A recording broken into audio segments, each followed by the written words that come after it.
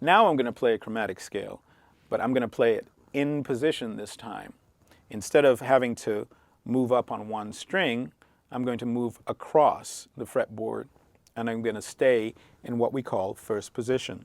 Again, as a recap, first position is my first finger covers the first fret, second finger, second fret, ring finger or third finger, third fret, and fourth finger. Now, as I play this chromatic scale, which is a G chromatic scale, in position, fortunately for me, all of the notes that I need to play are within this 4-fret range. And I can also make use of open strings to play all the notes instead of stretching. So for this fingering, I don't have to incorporate any finger stretches. So here we go. This is going to be a G chromatic scale. I'm going to say the notes as I play them. That's a G, and we go to G sharp. Then we play an open string A. Then we play an A sharp. Then we play a B, C, C sharp, D, D sharp, E, F,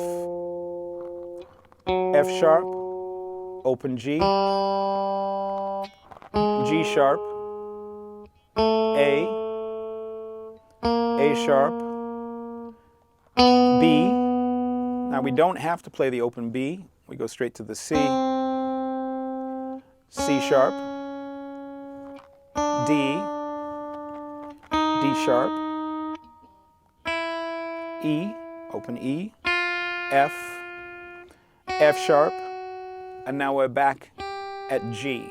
Notice the corresponding fret G, the relationship between these two strings being the same, 2 octaves apart.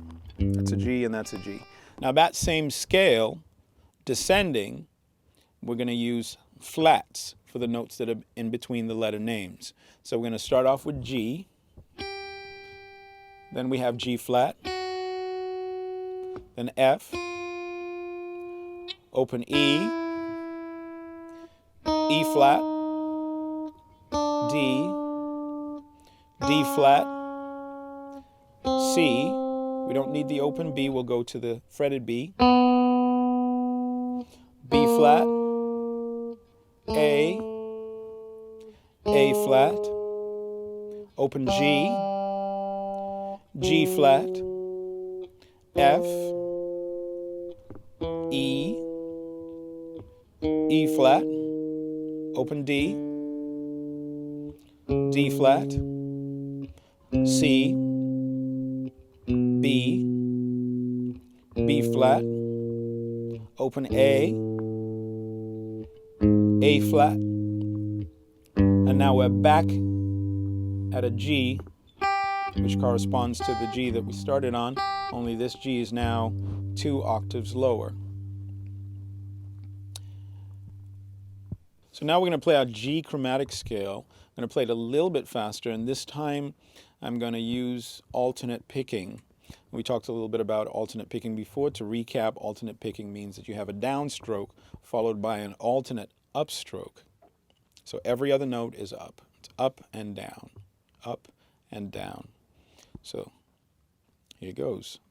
That's G, G sharp, A sharp, B, C, C sharp, D, D sharp, E, F, F sharp, G, G sharp, A sharp, B, C, C sharp, D, D sharp, E, F sharp, and back at G, which is 2 octaves higher than the original G that we started out. Now I'm going to play the descending G chromatic scale using alternate picking. G, G flat, F, E, E flat, D, D flat, C, B flat, A flat, G, G flat, F, E, E flat, D, D flat, C, B, B flat, A flat, and now we're back at G, which is 2 octaves lower than the original G on which we started. Now, it's really important to start practicing this scale and try and develop some fluency, trying to get to where your notes sound what we call legato, which is smooth and connected.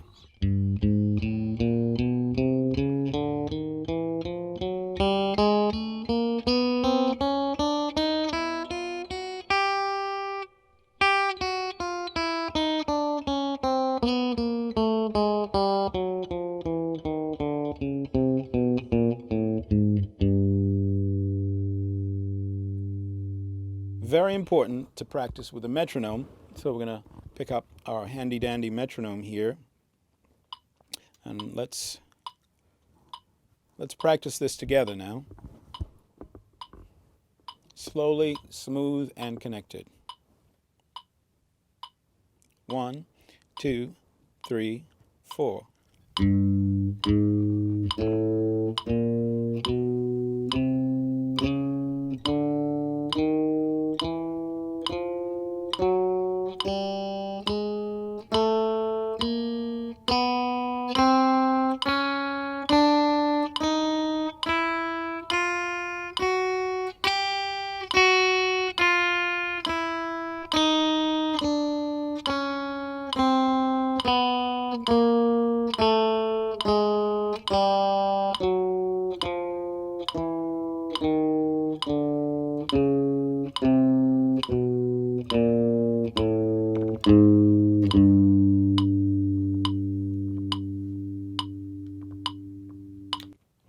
So that's a good scale for you to practice as a warm-up routine.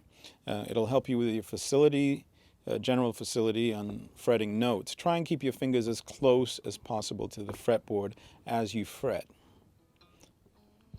And you're going to use a metronome to sort of help you develop a really strong sense of time.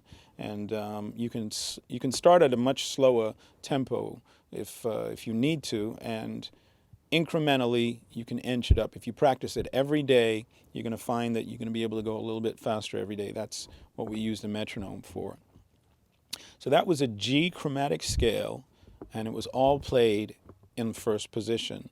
And it made use of the open strings.